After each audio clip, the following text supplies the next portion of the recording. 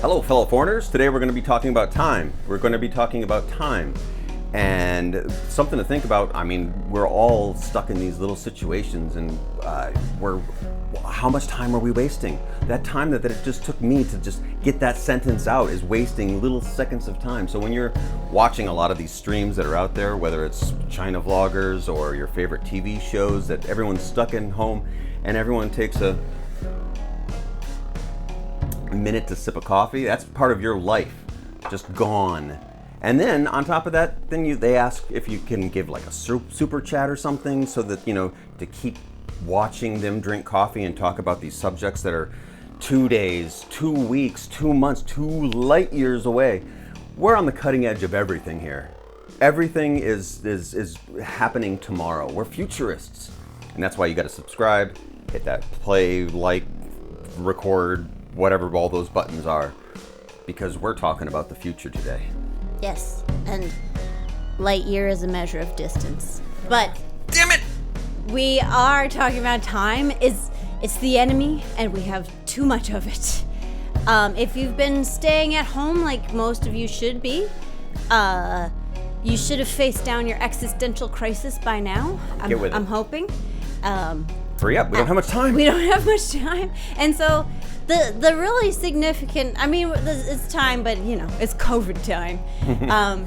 2 weeks is a significant measure because that's how long the incubation period is. And so that's how, if we're all staying home, all the extant cases should come to light and then should stop spreading, ideally. That's not how it's working, but that's the underlying theory of it all. And it is something, time, like 2 weeks does not sound like a long period of time. I am a sucker for those month-long challenges. Like, I did National Novel Writing Month a couple times, and different month-long challenges. And I can tell you, like, you could do anything for a month. A month is so long to do anything. I mean, so many people, like, we're watching everyone back home. Well, if you're back in America or any other country, I feel for what you're going through, and you're 2 weeks in maybe now? Well, New York went inside, they had the stay-at-home order March 22nd. Okay. So that's maybe 2 weeks-ish. So people are really starting to feel the burn. Yeah. And you're what, maybe, if you're lucky, halfway through, if everyone would stop going outside because you keep resetting stuff. Yeah, the clock starts from when everybody goes inside. Yeah, so you guys are behind. Yeah. So when we're looking at 2 weeks. You're late. This is like... Yeah. And that's one of the things that quarantine taught me, is like your whole routine, even when you're going to work, like by the time you get to the weekend, 1 week, that's like a long period of time. You got stuff done. You taught modal verbs or whatever you do at your job. And when you have the absence of even that routine of going to work, 2 weeks feels like a different country, as long as we're mixing our measurement units. And like, especially, I mean, because change over time, day to day, is hard to keep track of. But it is like, one of the striking things was like just after our quarantine was lifted and we were kind of allowed to go outside. I remember, because I was taking pictures for that story that was in the post, I took pictures all around where we were. And then the following week, we got on the bus to go out to the park, and it was just like, everything was different. And that was the fun part, because that was the recovery. But like for the upswing part, it still is like, you go from terrified to like knowing the situation a little better. Right. Today, Sunday, the 5th, yeah, where everyone is talking about how China is getting back to normal. People are going back to school this week, next week. Mm-hmm. Some people have been back to school for a while.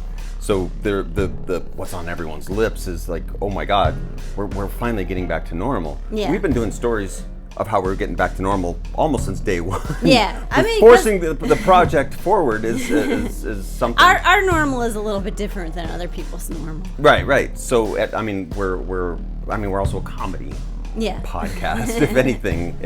But what people are languishing in staying home, and how many movies have you watched? How many books have you read? Like all that stuff is something to do. That is an accomplishment that, I mean, I've been saying since I was a kid.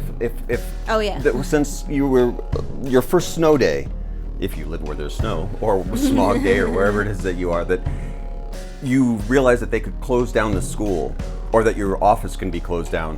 That why didn't we do that? Why didn't we ever just do that for fun? Why doesn't everything close, aside from a Christmas or a major holiday, whatever country, religion that you're from, close down for a week and see what it's like? That would be fun. Now we're forced in this situation, and I feel like there's so much time is being wasted complaining, looking at numbers, blaming who's doing what to who, what country is a bad country, when there's so much more important things to be doing. If it's not actually looking at like, how do we either stay inside and not die, or things like, I'll brag here, like I wrote like 3 songs yesterday and made 2 podcasts.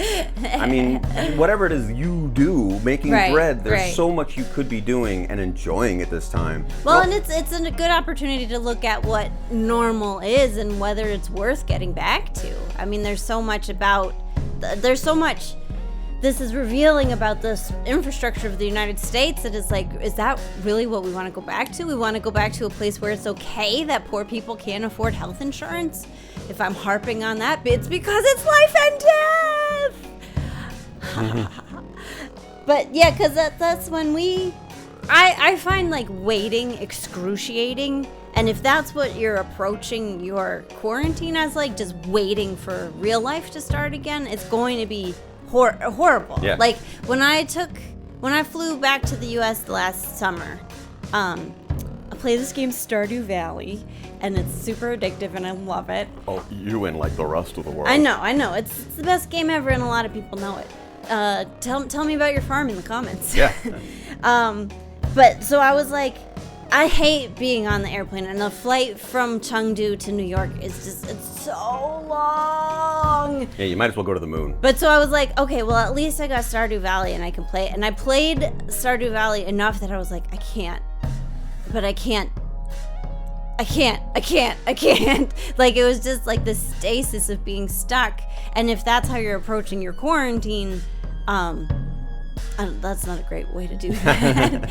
And so what we found, everyone should be productive just like us. No, but like even days where I just like, because I've been on and off meditating for a couple of years, and I was kind of in an off period, and then being really stressed out and not sleeping well over coronavirus. One of the things meditation for me does is it actually improves the quality of my sleep. I can't give you any studies on this. That's what I've observed for myself.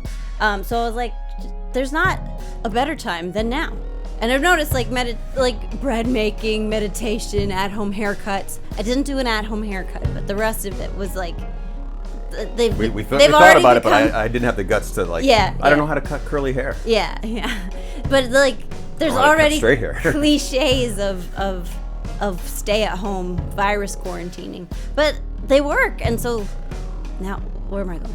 Where am I going with this? Is that like, even on days where I was like, all I'm gonna do today, I'm gonna meditate and do yoga and do my Chinese flashcards, and then like once I had goals like that, it was still like, there's not enough time in the day to do all the relaxing I need to do. And it, like, I can't go back to work. I barely have time to relax as it is. Yeah, well, even before this, we moved to a situation where in China that you don't have to work as much as you had to do in New York City and in a bustling downtown news office. Mm-hmm.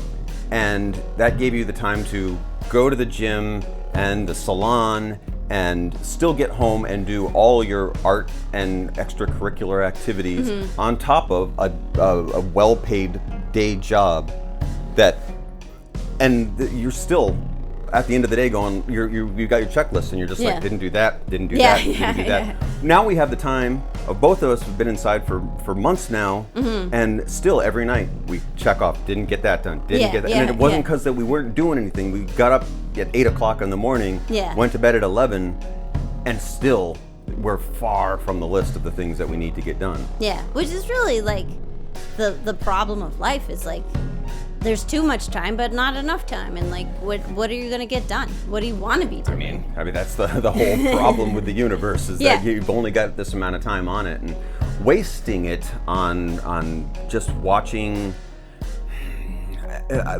people stammer, worrying about what are these little nitpicky things of what did a government do? Like if somebody broke your leg and then walked away, like go to the doctor. Don't worry about like if that person is going to... Don't lay on the floor like yelling about how this person did you wrong. Right. I mean, and then after your leg gets fixed, then you go after that person. Yeah, with a lawyer. With a tire iron. A lawyer and a tire iron. Yeah, it's. I am not actually advocating violence. But it's the time that we have is precious no matter what we're doing. Mm-hmm. And I mean, it's not even, well, I'm playing this kind of music and we're talking about vaguely Buddhist ideas and stuff like that. We're not religious and we're definitely not Buddhist. Yeah. And you're talking about meditation, like but the idea of like how, and not even that you have to actually be doing anything. Meditation, go sit in a room and think about where you are and where you're at. I was just thinking. Yeah. Well, that's like the most ironic sentence that's in every like book about meditation is like, you don't have time for meditation. All you have is time. We were just watching. I was saying last night we're in a mode of we're rewatching Cheers because what else? We've watched everything 2 or 3 times. And so, yeah, for the first time, both of us have gone back and we're watching Cheers from front to back.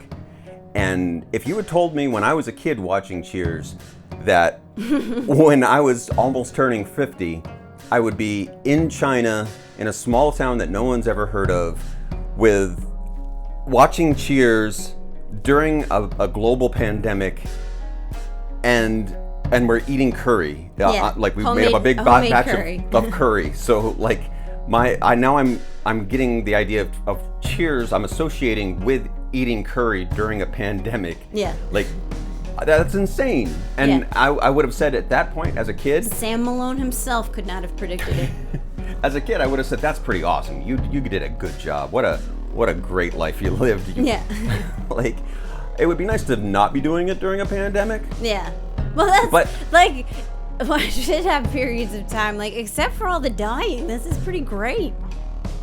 I mean, to have the time to do what you want to do is, I mean, use it for what it is. And 'cause that's it just makes me sad to think that, like, I mean, I got a hard enough time thinking about people that are actually having people in their families and friends that are dying. Yeah. That's sad enough. I don't need to feel sad for the people that are in their basements yelling and screaming as to like what numbers are right or wrong. Yeah. When there's so much more to be sad about. Also, you're wasting your time. Like, go out and do. No, well, don't go out. Stay in and go out of your own soul. Yeah. Go out in your mind. Yeah, we're not hippies. Screw you. But yeah, what else? What is that? Anything else there about time that we're wasting? Precious seconds of time ticking away. I mean, as the Steve Miller Band once said, time keeps on ticking into the future. A-do-do-do-do. Noodles to you. Noodles to you.